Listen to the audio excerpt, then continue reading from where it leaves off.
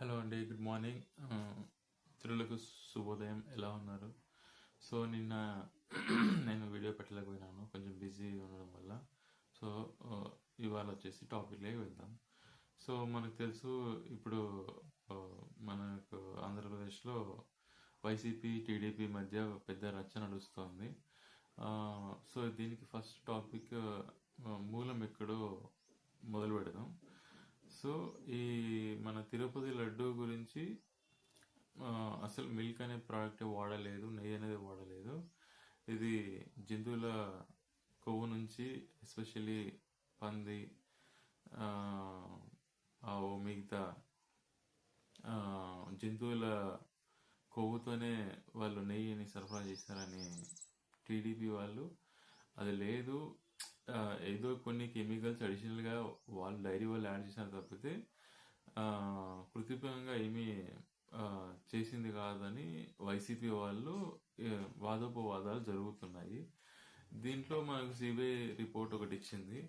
అందులో జంతువుల కొవ్వు వాడినట్టు ఆనవాళ్ళు ఎక్కడ లేదన్నది మనకు కొంచెం బయటపడింది.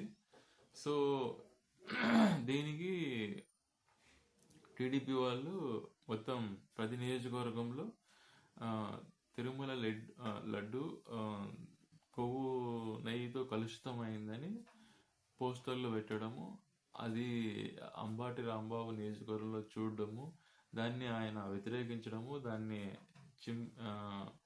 అవన్నీ తీసేయాలని ప్రయత్నించడము, దానికి టీడీపీ కార్యకర్తలు వచ్చి అడ్డుపడ్డము, దానికి ఈయన దుర్భాషలు ఆడడము, దాంట్లో ఈయన కొంచెం మితిమీరి నోరు జారి బూతులతో మొదలు పెట్టడం, అది చంద్రనాయుడుని దూషించడము జరిగింది. సో ఇలానే జోగి రమేష్ గారు నిష్కారణంగా నారా లోకేష్ గారిని బూతులతో సంబోధించడము, కొంచెం దిగజారి మాట్లాడడం జరిగింది.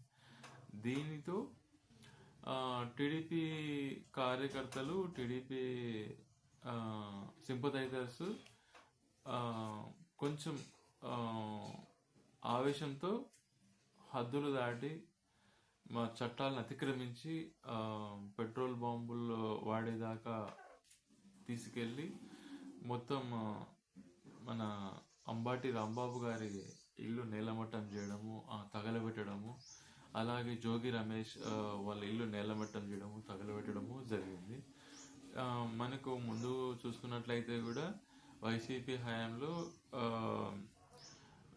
ఒక టీడీపీ తరపున ఉన్న వ్యక్తి ఒక పదం వాడడము ప్రెస్ మీట్లో, అది సీఎం గారిని అన్నట్టు మనకు అప్పుడు వచ్చింది. సీఎం గారు కూడా దాని మీద, జగన్ గారు కూడా రియాక్ట్ అయ్యారు దానిపైన. ఇంత మాట నన్ను అన్నారని ఆయన కూడా బాధపడ్డము. దాంతో వైసీపీ వాళ్ళంతా కూడా కోపంతో టీడీపీ కార్యాలయంపై దాడి చేయడము, ఇది ముందే మనకు జరిగింది. సో ఇవి ఫిజికల్ అటాక్స్ అనేటివి ఈ ఆధునిక యుగంలో ఇరు పార్టీలకు మంచిది కాదు, ఇరు పార్టీలకు మంచి పేరు తేదు. ఫస్ట్ మనకు విమర్శ అనేది సహాయతగా ఉండాలి, చర్చాగోష్ఠిగా ఉండాలి. అది అవతలను ప్రశ్నకు సమాధానం ఇవ్వాలనే కుతూహలం కలిగించాలి.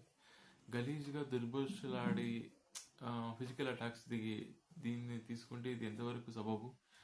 రాజకీయ నాయకులు కూడా ఆలోచించాలి.